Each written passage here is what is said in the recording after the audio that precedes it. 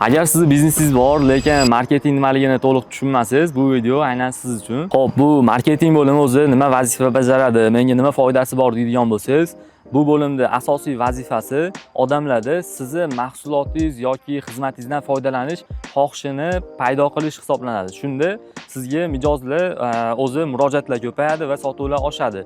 Buni qanaqa qiladi desangiz, marketing bo'limi xodimlari tinimsiz tadqiqotlar o'tkazadi, raqobatchilarni, mijozlarni o'rganish orqali produktingizni yaxshilash ustida ishlaydi va bozorga moslashtirib boradi har doim. Va bu hozirgi kunda juda ham muhim. Sababi bozor ham, raqobatchilar ham juda ham tez o'zgarib boryapti. Lekin universitet marketing bo'limida ham, 605 kreativ agentligida ham amaliyotda ko'rdimki, bunaqa komandani yig'ib qo'yish katta kompaniyalarga ko'proq kerak bo'ladi. Sizga hozir kichik yoki o'rta biznesda bo'lsangiz, ko'proq bunaqa katta komandaga rasvod qilib, ofisga yig'ib qo'yganingizdan ko'ra, sotuvga to'g'ridan-to'g'ri va tez ta'sir qiladigan marketing instrumentlaridan foydalansangiz bo'ladi. Agar sizni xizmat yoki mahsulot sifati allaqachon juda ham yaxshi, mijozlar tanlayotgan bo'lsa va ko'proq mijozlarni jalb qilmoqchi bo'lsangiz, sizni tabriklayman. Content marketing va performance marketing orqali juda ham yaxshi natijalarga erishsangiz bo'ladi. Hozir sizda bitta qiladigan eng asosiy ishingiz bu ko'proq mijozlarni jalb qilish. Qanaqa qilib desangiz, hozir sizda katta ehtimol bilan faqatgina bitta offline sotuv kanali ishlayapti. Offline sotuv kanali nimaligini aytib o'tishim kerak, chunki kimdir bilishi mumkin, kimdir bilmasligi mumkin. Sotuv kanali bu mijoz sizni topib keladigan har bir yo'l bitta sotuv kanali hisoblanadi. Hozir sizda bularning bir nechtasi bor. Misol uchun, mebel ishlab chiqaruvchisi misolda ko'radigan bo'lsak, ular tenderlarda qatnashadi, masalan B2B, B2G loyihalarni yutib olishadi. Bu bitta sotuv kanali hisoblanadi. Agar mebel bozorda yoki istalgan joyda do'koni, showroom bo'ladigan bo'lsa, u joyga mijozlar keladi, ko'radi va sotib oladi. Bu ham bitta sotuv kanali. Yokida ko'chaga bannerlar qo'ygan bo'lsa yoki mashinasiga reklamalar yopishtirgan bo'lsa va ularni ko'rib odamlar sotuv bo'limiga, ya'ni murojaatlar kelib tushayotgan bo'lsa, bu ham yana bitta sotuv kanali hisoblanadi. Siz ham o'zingiz biznesingizda sotuv kanallaringizni analiz qilib ko'ringiz deb o'ylayman va hozirgi kunda ijtimoiy tarmoqlar sotuvlarni oshirish, mijozlarni jalb qilish uchun eng katta marketing instrumentlaridan biri bo'lib turibdi.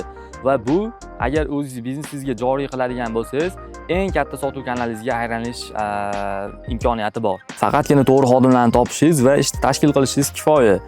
Hozir Andijonda ham, boshqa viloyatlarda ham media, marketing sohasidagi xodimlar soni ham, sifati ham ancha oshib qolgan.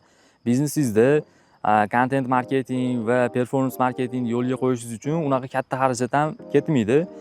Xodimlarni ham ofisingizga majburlab o'tirgizib qo'yib, ularga qanaqadir o'zingizni majburiy oyliklarni qo'yib qo'yishingiz shart emas. Hammasini freelansga gaplashib, kam budjet bilan samarali marketing kompaniyalarini yurgizsangiz bo'ladi. Va buning uchun sizga asosiy 3 ta xodim kerak boshlanishiga. Birinchisi bu SMM mutaxassisi yoki content strateg, ssenarist ham deb qo'yadi ko'pincha. Bu odamni qiladigan ishi sizni biznesingizni, raqobatchilaringizni, bozorda mijozlarni analiz qiladi, o'rganadi, kuchli takliflar ishlab chiqadi va umumiy qilib aytganda, sizni biznesingizga ko'proq mijozlarni qanaqa qilib jalb qilsa bo'ladi, shuni strategiyasini ishlab chiqadi va sizga taqdim qiladi. Ikkinchi xodim bo'lsa, bu hozir biz foydalanmoqchi bo'layotgan ijtimoiy tarmoqlarda bizni ko'rsatib beradigan mobilograf yoki videograf. Ularni ikkalasidan qaysi birini tanlash yoki ikkalasini ham ishlatishingiz mumkin.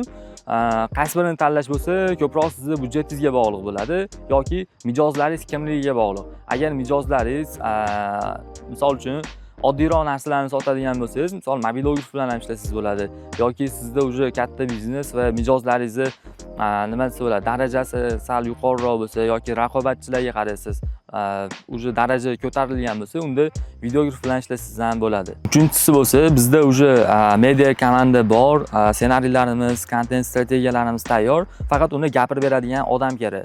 Agar o'zingiz gapira olaman desangiz, bu juda ham zo'r, mijozlarning ishonchiga erishish tomonlama ham, budjet tomonlama ham juda ham zo'r. Agar o'zim gapirmayman deydigan bo'lsangiz, bitta brand face ham topish kerak bo'ladi. Ishni qanaqa tashkil qilamiz deydigan bo'lsangiz, bu narsaga sizni ko'p vaqtingiz ketib qolmasligi uchun har oy boshida o'zingiz o'sha topgan SMM menejeringiz yoki content menejeringiz bilan o'tirasiz va maqsadlarni qo'yasiz. 1 oylik maqsadlar qo'yiladi. Bu bo'lishi mumkin sotuvlarni qanchagadir oshirish yoki brend taniqliligini qanchagadir oshirish. Bu maqsad aniq bo'lishi kerak, aniq raqamda, aniq vaqtda bilan cheklovlar bilan ko'rsatilgan bo'lishi kerak va bu reallikka yaqin va biznesingizni strategik maqsadlaridan kelib chiqqan bo'lishi kerak. Va SMM Manager shu maqsadga qanaqa qilib erishish bo'yicha strategiya ishlab chiqadi, fin plan tuzadi, kontent reja ishlab chiqadi va siz uni ko'rib chiqib tasdiqlaysiz.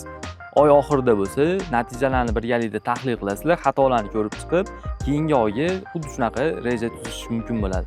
Marketing strategiyasi bo'yicha ham bitta qisqacha oddiy tilda tushuntirib video qilmoqchimiz. Shuning uchun hozir obuna bo'lib qo'ying. Xodimlarga ketadigan xarajatlarni aytishdan oldin bu yig'ayotgan komandamiz maksimum sizni mahsulotingizni yoki xizmatingizni maqsadli auditoriyangizga, ya'ni mijozlaringizga ko'rsatib bera oladi xolos, borligicha. Va bu zo'r ishlaydi qachonki uje sizdan odamlar sotib olib, maza qilib sotib olayotgan bo'lsa, mahsulotingizni yoki xizmatingizdan mamnun bo'lsa, boshqalarga tavsiya qilayotgan bo'lsa, bu komanda bilan ko'proq odamlarni jalb qila olasiz, ko'proq odamlarga buni ko'rsata olasiz. Agar aksincha bo'ladigan bo'lsa, siz birinchi o'rinda mahsulotingizni yoki xizmatingizni yaxshilash ustida ishlashingiz kerak bo'ladi. Sababi yomon mahsulotni ko'proq odam tanishi, uni tezroq bankrot bo'lib, bozordan chiqib ketishiga sabab bo'lishi mumkin. Xo'p, narxlarga keladigan bo'lsak, 3 oydan beri Andijonda ko'p mobilograf, videograflar bilan ishlab ko'rdim va bitta videoni montaj syomkalari bilan tayyor bo'lish narxi 300 mingdan boshlanadi. Va bu oyiga o'rtacha $300 xarajat qilishingizga to'g'ri keladi. Ikkinchisi bo'lsa, bu SMM Manager, hozir Andijonda SMM Managerlar o'rtacha oyiga $400 dan boshlanadi. Yaxshilarini topsangiz bo'ladi. Uni vazifasi o'sha aytib o'tganimizdek rejalar qilish, ssenariylarni yozish, umumiy komandaga javob beradigan shaxs. Uchinchisi bu brand face, agar olishga to'g'ri keladigan bo'lsa, unga ham alohida $200 yoki $300 ajratib qo'yishingizga to'g'ri keladi. Bu yerda eng asosiy mas'uliyat marketolog vazifasini bajarayotgan kontent strategida. Uni tanlashda adashmasligingiz kerak. Sababi o'zingiz ham kamerani yoqib, videoga olib qo'yib yuborishingiz mumkin, lekin bu joyda syomka va montajdan tashqari qilinadigan ishlar bor. Bu tahlil, bozor analizi, mijozlar analizi va kuchli taklif yaratish va bular natijaga to'g'ridan-to'g'ri ta'sir qiladigan omillar hisoblanadi. Yuqorida sanab o'tgan xodimlarimiz hech qaysisini ofisga joy qilib berishingiz yoki qanaqadir majburiy oyliklar qilib berishingiz shart emas. Ular bilan shunchaki ishbay gaplashishingiz mumkin va ularni qayerdan topaman desangiz, ularni topish mumkin bo'lgan Telegram gruppalarni hammasini yig'ib, Telegram kanalimga tashlab qo'ydim. Linkni opsiyadan olishingiz mumkin. Yoki hozir o'zimiz ham aynan content marketing bilan shug'ullanyapmiz. Birga ishlashimiz uchun shunchaki videoni ostidagi formani to'ldiring. Bir piyola choy ustida o'tirib gaplashib olamiz. Yoki to'g'ridan-to'g'ri aloqaga chiqsangiz ham bo'ladi.